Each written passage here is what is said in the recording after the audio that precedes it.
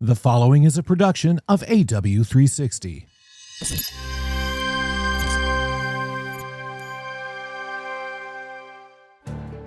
Struggling to connect with your audience and drive real results? Imagine reaching millions of Chase customers with offers they trust.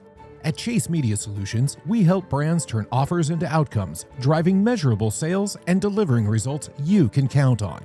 As part of JP Morgan Chase, we offer extensive scale and performance, ensuring your marketing efforts are not just seen, but felt. Ready to see the impact? Visit chase.com/media solutions to start transforming your marketing approach.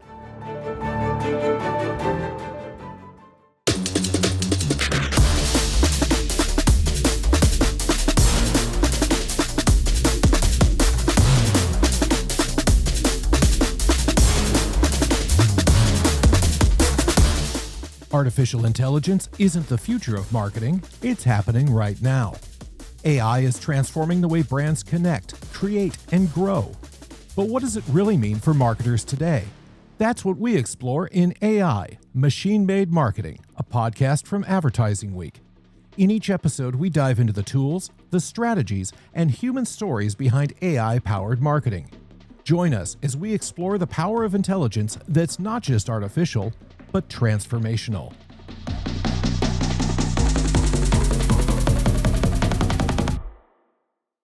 On this episode of AI Machine-Made Marketing, we explore how synthetic populations, statistical reconstructions of entire societies, are reshaping the marketing landscape. Our guest, Ray Kong, Chief Marketing Officer at Arima, breaks down how Arima's all-in-one analytics platform leverages AI to create privacy-safe, hyper-granular insights that rival traditional data collection. We hope you enjoy this episode.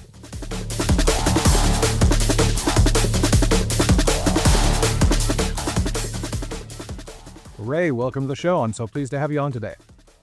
Thanks for having me. I'm really excited to be here, Richard. So to kick things off, and for the uninitiated, please tell us about Arima Data.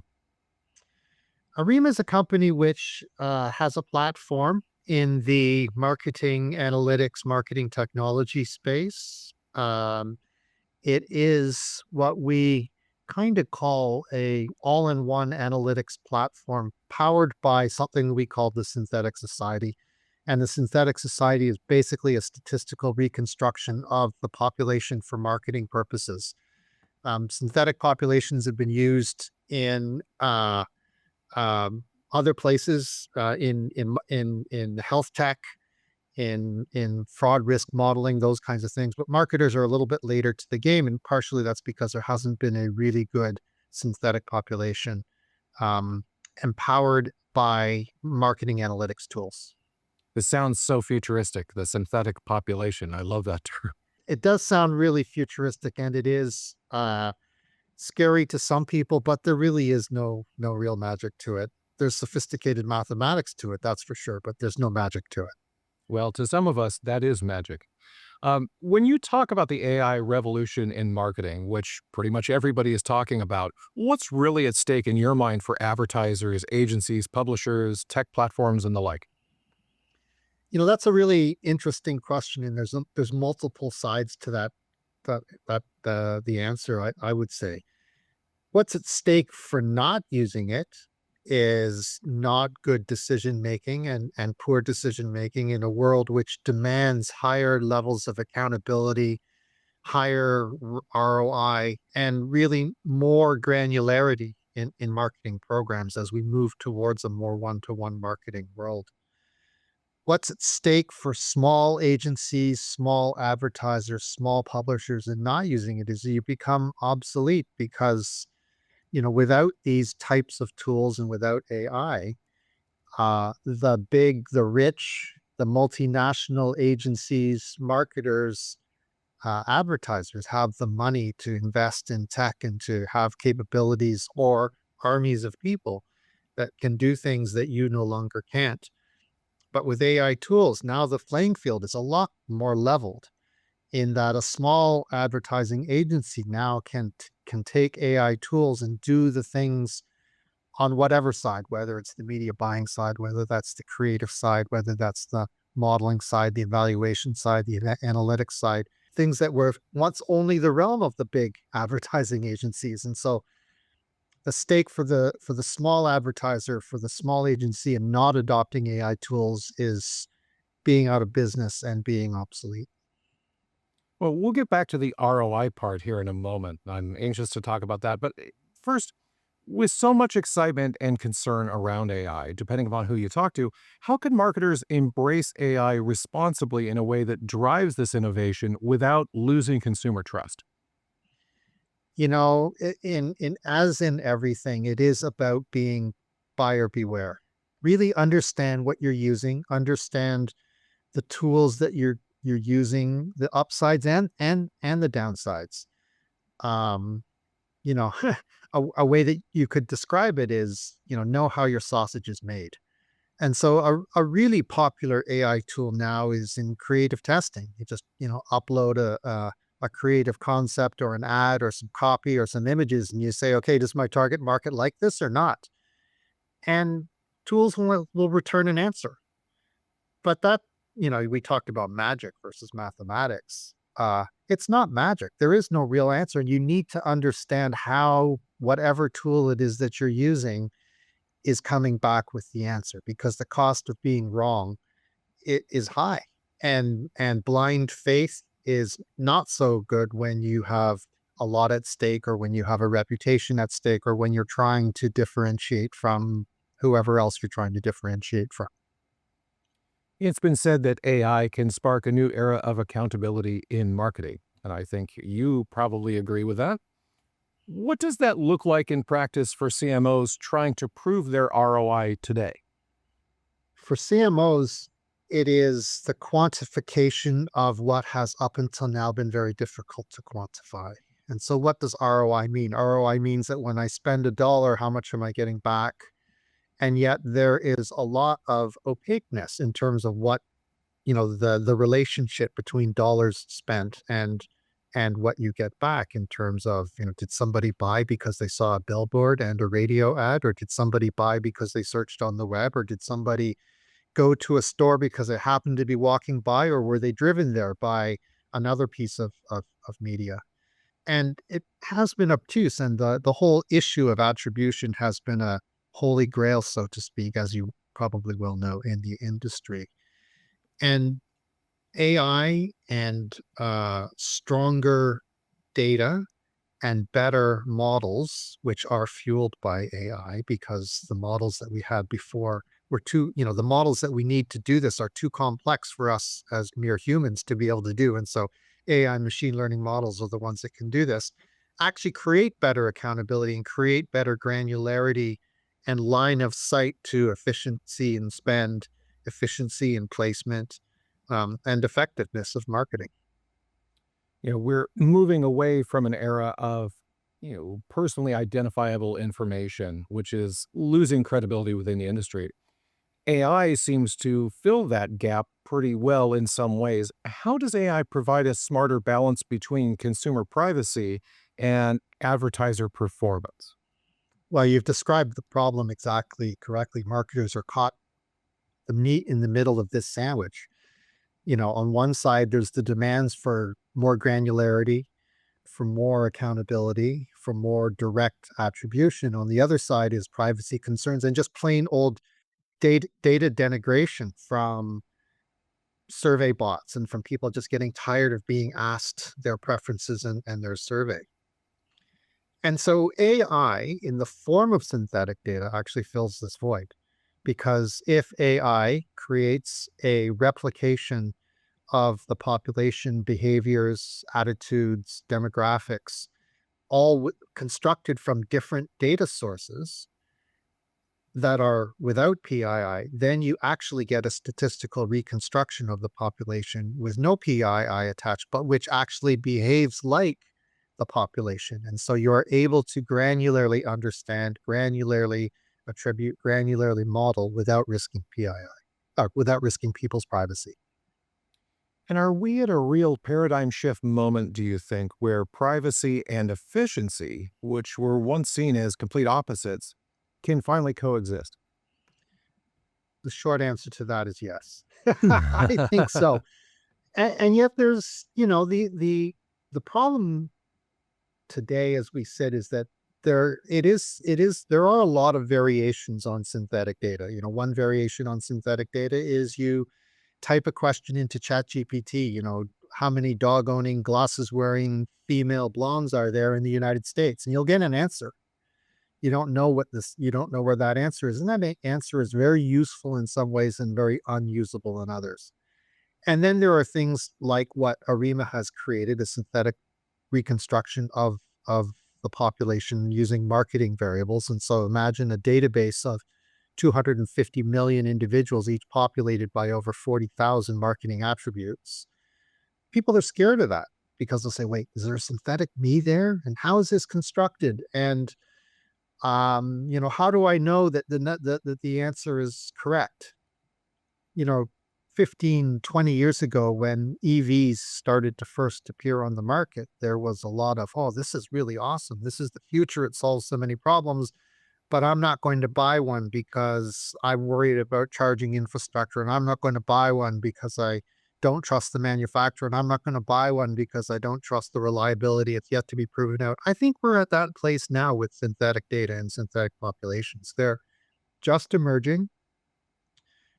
Very few people will disagree that they're a good idea, but many people are still wary, and as they should be, cautious about adoption because there are still unknown unknowns, so to speak, as we move forward. But I absolutely do believe that this is the way that marketing will be done in the future. And actually, now I'm not the only one. Gartner came out with a report earlier this year in which they said that by 2028, 80% of the global 5,000 will be using synthetic data at scale to fuel their decision making, up from 5% today in 2025. So 2025 today, 2028 is 3 years from now. That's not a long time from now.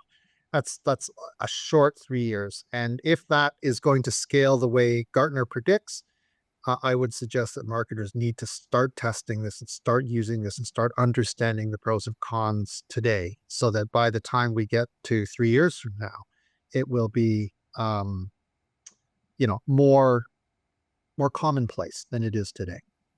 Did I hear you correctly that you said there's 40,000 user attributes per user?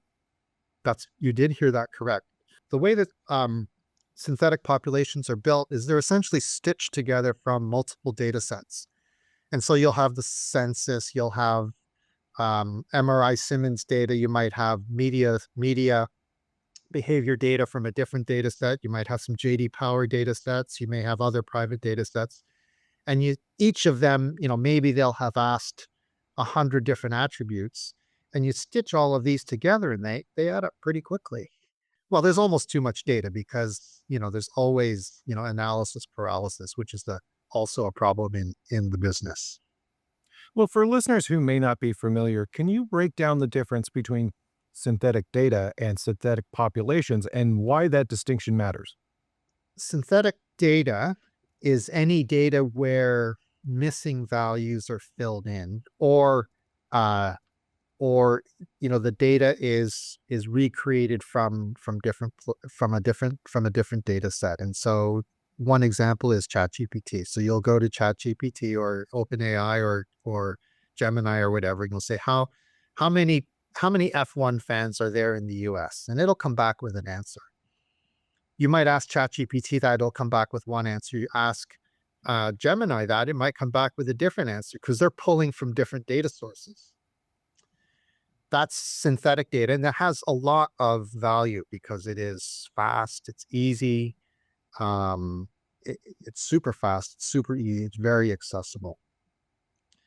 But the problem with that type of data is that if you will then want to create a heat map of where are the F1 fans in the major cities in the US, you cannot do that because it is just a single piece of disconnected data. If you wanted to understand, okay, so F1 fans, are they also NFL fans? You don't have that information because it's a single piece of disconnected data. A synthetic population actually, because it has, I'll call it again, 40,000 variables, it will have that data. It will have mobility patterns. It will be connected to either zip codes or census blocks or, you know, locations. So you can heat map, proximity to um, a sports store. You can triangulate between an NFL fan and an F1 fan by city, and you can map them, and you can understand demographics, and you can understand buyer behavior. The difference to us of a synthetic population is that you have all the variables on each synthetic individual, as opposed to what I will call like almost point in time or singular pieces of information. And so to us, the synthetic population and the tools that use synthetic populations to return analytic data are way more powerful than, the single point in time, ask a question and get an answer type of synthetic data resources that are available today. When it comes to synthetic populations, how do they solve for things like privacy compliance and scalable unified profiles, which have always been somewhat in conflict? The source data is always free from PII, and therefore the synthetic population data has no PII. And moreover, because it's multiple data sources, the 45-year-old male that lives in Washington, D.C., there's actually in a particular neighborhood, let's call it 10 45-year-old males in Washington, D.C., on those three attributes. But on the other ones, whether you drive a pickup truck or a sports car, how many kids do you have? All of those are stitched together from different places. And so, people that we talk to are tempted to look themselves up in our database and say, is there a me there? And if they do that, they might find 5 facsimiles of themselves, each slightly different, all representative of the population, but no one necessarily exactly like you. And so from that perspective, it is privacy safe, and that you can never really, if you wanted to drill down and identify a specific individual because of the way the data is constructed. So I can never, for example, just go out there and find my synthetic digital twin. No, you Not cannot. possible.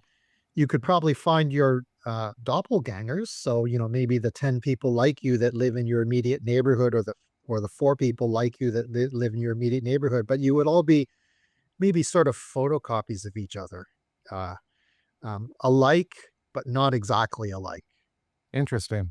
It would be fascinating to find out what other interests they have that I don't know about, just so I could find out if I like them too.